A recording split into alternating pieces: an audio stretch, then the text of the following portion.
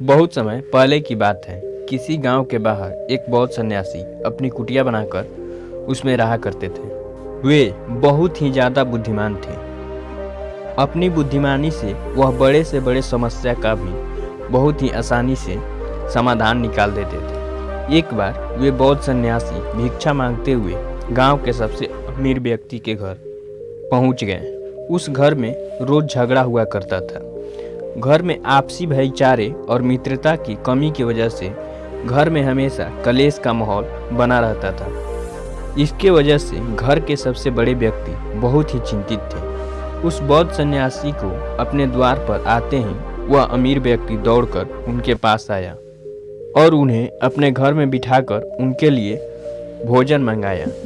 अच्छे से भोजन करने के बाद वे बौद्ध सन्यासी जब चलने लगे तब वह अमीर व्यक्ति उन्हें रोकते हुए कहा कि गुरुदेव, क्या मैं आपसे एक प्रश्न पूछ सकता हूँ? तब वे बौद्ध सन्यासी बोले, पूछो, क्या है तुम्हारा प्रश्न? उस अमीर आदमी ने पूछा कि गुरुदेव, घर में झगड़े क्यों होते हैं? यह प्रश्न सुनकर वे महात्मा कुछ देर तक शांत रहे और फिर चिल्लाकर बोले, मैं यहाँ तुम्हारे फालतू सवालों के जवाब देने नहीं आया हूँ। यह सुनकर वह अमीर व्यक्ति बहुत ही ज़्यादा क्रोधित हो गया। उसने कहा, तुम कैसे स्वार्थी आदमी हो? मैंने तुम्हें खाने के लिए भोजन दिया और तुम मुझ पर ही चिल्ला रहे हो। वह आदमी गुस्से से महात्मा को बहुत सारा अपशब्द कहने लगा। जब कुछ समय बाद शांत हुआ तब उस महात्मा ने कहा कि झगड़ा का मुख्य कारण है क्रोध।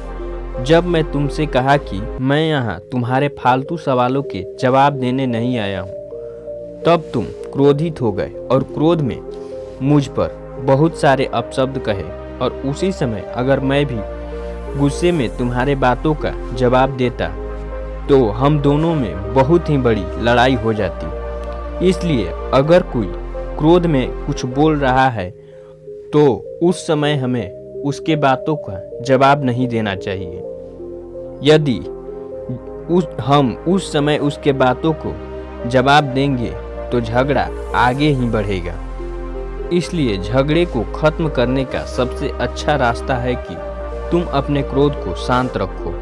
तुम अपने क्रोध को शांत रखकर ही आपसी झगड़े को खत्म कर सकते हो।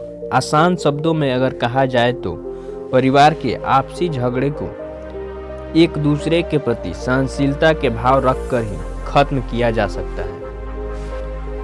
तो दोस्तों, हमें इस कहानी से यही सीख मिलती है कि घर की आपसी झगड़े को अगर कोई आपसे गुस्से में चिल्लाकर बात कर रहा है तो हमें जितना हो सके उसे शांत शब्दों में और शांत भाव से ही जवाब देना चाहिए। नहीं तो क्रोध में बात करने से घर की छोटी छोटी बातें भी बहुत बड़े झगड़े का रूप ले लेती है।